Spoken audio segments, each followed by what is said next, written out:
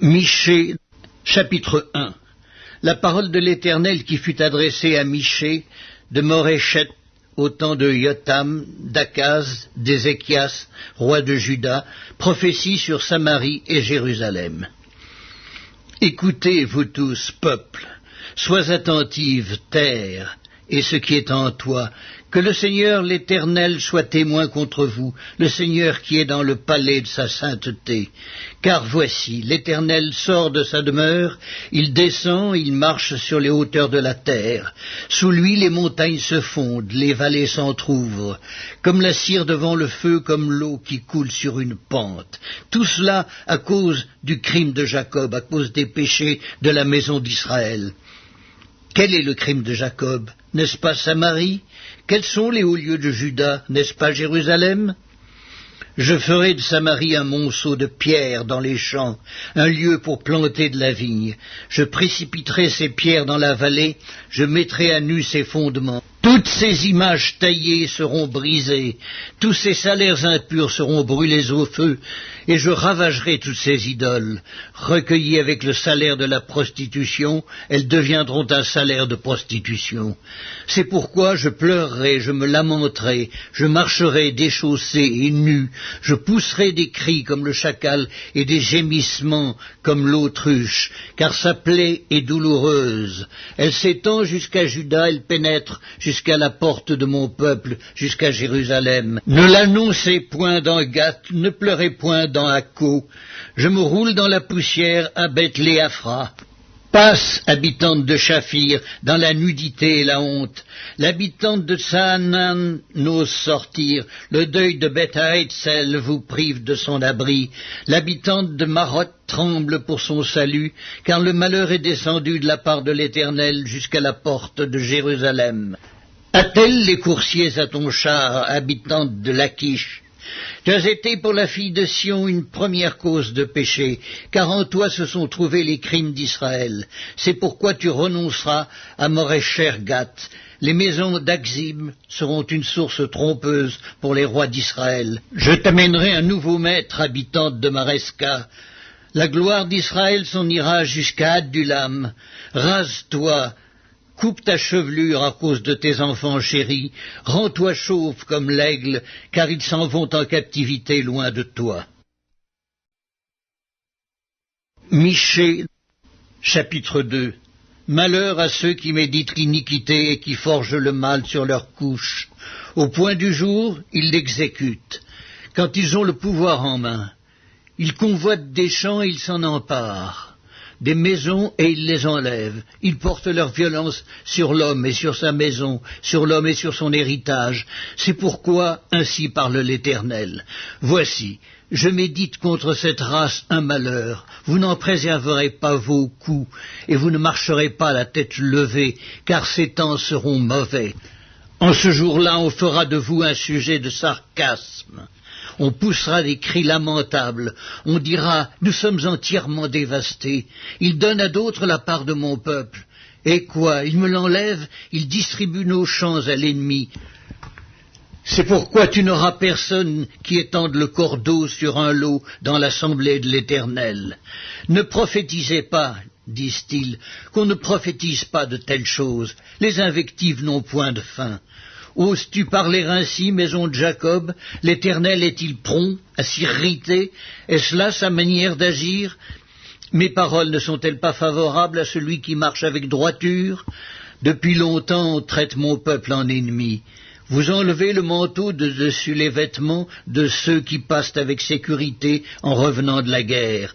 Vous chassez de leur maison chérie les femmes de mon peuple. Vous ôtez pour toujours ma parure à leurs enfants. Levez-vous, marchez, car ce n'est point ici un lieu de repos. À cause de la souillure, il y aura des douleurs violentes. Si un homme court après le vent et débite des mensonges, je vais te prophétiser sur le vin, sur les boissons fortes. Ce sera pour ce peuple un prophète. Je te rassemblerai tout entier, ô Jacob. Je rassemblerai les restes d'Israël, je les réunirai comme les brebis d'une bergerie, comme le troupeau dans son pâturage. Il y aura un grand bruit d'hommes, celui qui fera la brèche montera devant eux. Ils feront la brèche, franchiront la porte et en sortiront. Leur roi marchera devant eux, et l'Éternel sera à leur tête. Michée, chapitre 3. Je dis, écoutez, chefs de Jacob et princes de la maison d'Israël, n'est-ce pas à vous à connaître la justice ? Vous haïssez le bien et vous aimez le mal. Vous leur arrachez la peau et la chair de dessus les os. Ils dévorent la chair de mon peuple, lui arrachent la peau et lui brisent les os. Ils le mettent en pièces comme ce qu'on cuit dans un pot, comme de la viande dans une chaudière. Alors ils crieront vers l'Éternel, mais il ne leur répondra pas. Il leur cachera sa face en ce temps-là, parce qu'ils ont fait de mauvaises actions. Ainsi parle l'Éternel sur les prophètes qui égarent mon peuple, qui annoncent la paix si leurs dents ont quelque chose à mordre, et qui publient la guerre si on ne leur met rien dans la bouche. À cause de cela, vous aurez la nuit et plus de vision, vous aurez les ténèbres et plus d'oracles. Le soleil se couchera sur ces prophètes, le jour s'obscurcira sur eux. Les voyants seront confus, les devins rougiront, tous se couvriront la barbe, car Dieu ne répondra pas. Mais moi, je suis rempli de force de l'Esprit de l'Éternel, je suis rempli de justice et de vigueur, pour faire connaître à Jacob son crime, et à Israël son péché. Écoutez donc ceci, chefs de la maison de Jacob et princes de la maison d'Israël, vous qui avez en horreur la justice et qui pervertissez tout ce qui est droit, vous qui bâtissez Sion avec le sang et Jérusalem avec l'iniquité. Ces chefs jugent pour des présents, ces sacrificateurs enseignent pour un salaire, et ces prophètes prédisent pour de l'argent. Et ils osent s'appuyer sur l'Éternel, et ils disent, l'Éternel n'est-il pas au milieu de nous? Le malheur ne nous atteindra pas. C'est pourquoi, à cause de vous, Sion sera labouré comme un champ, Jérusalem deviendra un monceau de pierre, et la montagne du temple une sommité couverte de bois.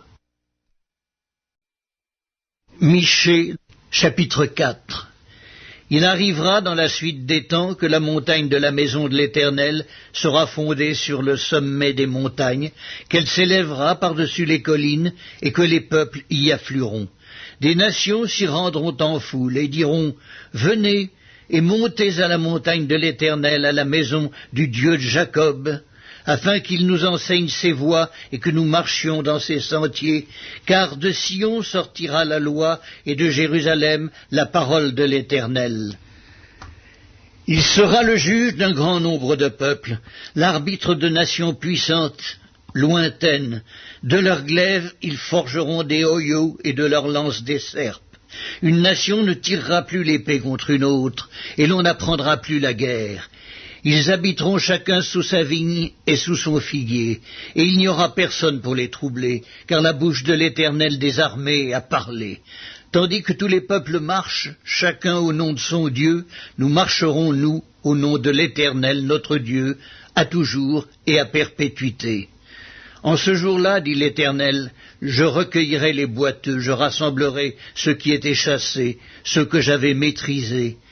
Des boiteux, je ferai un reste de ceux qui étaient chassés, une nation puissante, et l'Éternel régnera sur eux à la montagne de Sion, dès lors et pour toujours. Et toi, tour du troupeau, colline de la fille de Sion, à toi arrivera l'ancienne domination, le royaume de la fille de Jérusalem. Pourquoi maintenant pousses-tu des cris? N'as-tu point de roi, plus de conseillers, pour que la douleur te saisisse comme une femme qui accouche? Fille de Sion, souffre et gémis comme une femme qui accouche, car maintenant tu sortiras de la ville et tu habiteras dans les champs et tu iras jusqu'à Babylone. Là tu seras délivré, c'est là que l'Éternel te rachètera de la main de tes ennemis. Maintenant plusieurs nations se sont rassemblées contre toi. Qu'elles soient profanées, disent-elles, et que nos yeux se rassasient dans Sion. Mais elles ne connaissent pas les pensées de l'Éternel, elles ne comprennent pas ses desseins, elles ignorent qu'il les a rassemblées comme des gerbes dans l'air. Fille de Sion, lève-toi et foule, je te ferai une corne de fer et des ongles d'airain, et tu broieras des peuples nombreux. Tu consacreras leurs biens à l'Éternel, leurs richesses au Seigneur de toute la terre. Maintenant, fille de troupe, rassemble tes troupes. On nous assiège, avec la verge on frappe sur la joue le juge d'Israël. Michée, chapitre 5. Et toi, Bethléem Ephrata, petite entre les milliers de Juda, de toi sortira pour moi celui qui dominera sur Israël, et dont l'origine remonte aux temps anciens, au jour de l'éternité. C'est pourquoi il les livrera jusqu'au temps où enfantera celle qui doit enfanter, et le reste de ses frères reviendra auprès des enfants d'Israël. Il se présentera et il gouvernera avec la force de l'Éternel, avec la majesté du nom de l'Éternel son Dieu. Et ils auront une demeure assurée, car il sera glorifié jusqu'aux extrémités de la terre. C'est lui qui ramènera la paix. Lorsque l'Assyrien viendra dans notre pays, qu'il pénétrera dans nos palais, nous ferons lever contre lui 7 pasteurs et 8 princes du peuple. Ils feront avec l'épée leur pâture du pays d'Assyrie et du pays de Nimrod au-dedans de ses portes. Il nous délivrera ainsi de l'Assyrien lorsqu'il viendra dans notre pays et qu'il pénétrera sur notre territoire. Le reste de Jacob sera au milieu des peuples nombreux, comme une rosée qui vient de l'Éternel, comme des gouttes d'eau sur l'herbe. Elles ne comptent pas sur l'homme, elles ne dépendent pas des enfants des hommes. Le reste de Jacob sera parmi les nations, au milieu des peuples nombreux, comme un lion parmi les bêtes de la forêt, comme un lionceau parmi les troupeaux de brebis. Lorsqu'il passe, il foule et déchire et personne ne délivre. Que ta main se lève sur tes adversaires et que tous tes ennemis soient exterminés. En ce jour-là, dit l'Éternel, j'exterminerai du milieu de toi tes chevaux et je détruirai tes chars. J'exterminerai les villes de ton pays et je renverserai toutes tes forteresses. J'exterminerai de ta main les enchantements et tu n'auras plus de magiciens.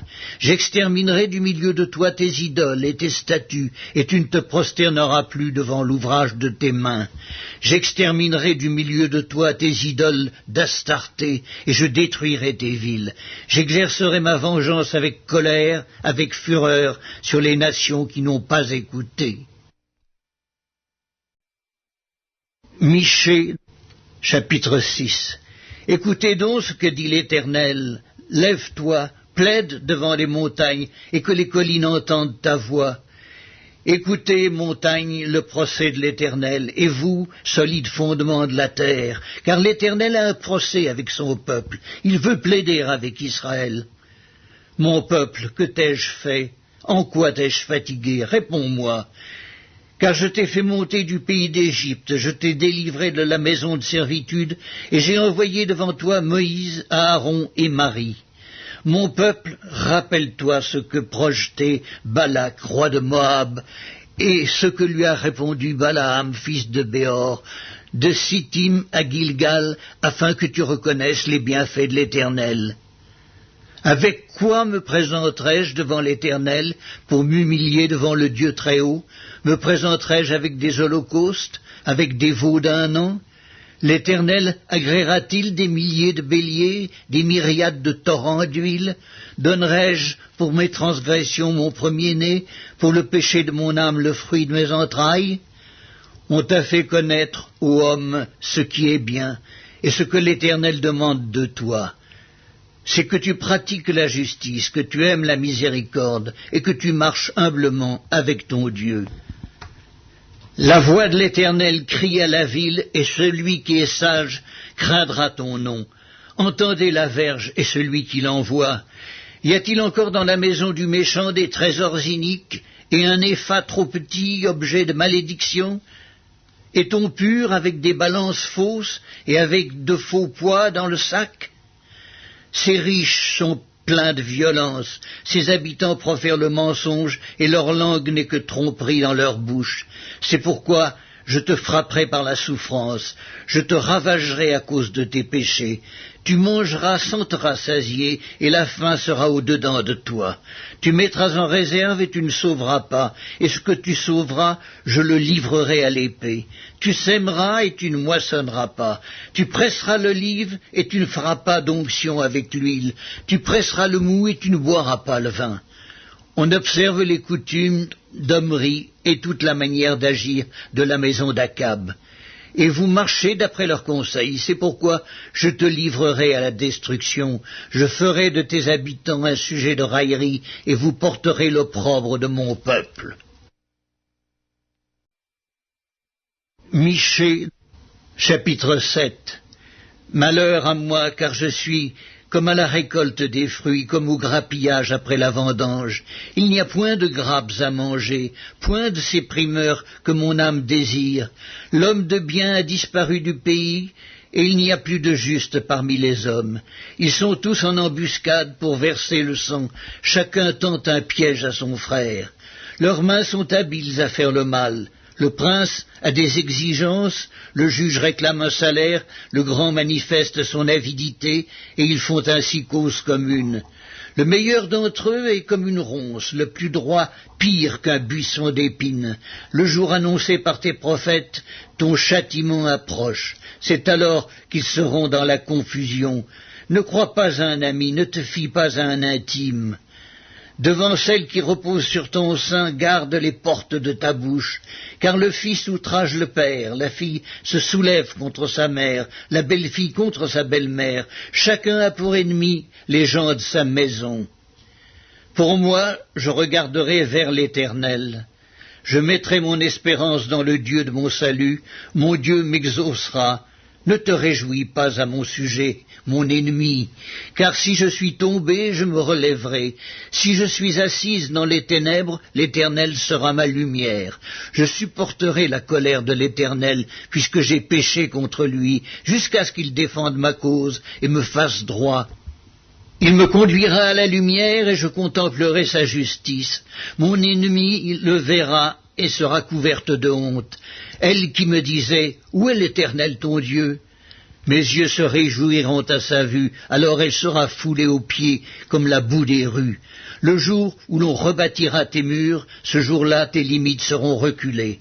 En ce jour on viendra vers toi de l'Assyrie et des villes d'Égypte, de l'Égypte jusqu'au fleuve, d'une mer à l'autre et d'une montagne à l'autre. Le pays sera dévasté à cause de ses habitants, à cause du fruit de leurs œuvres. Paie ton peuple avec ta houlette, le troupeau de ton héritage, qui habite solitaire dans la forêt au milieu du Carmel, qu'il pèse sur le Basan et en Galaad, comme au jour d'autrefois, comme au jour où tu sortis du pays d'Égypte. Je te ferai voir des prodiges.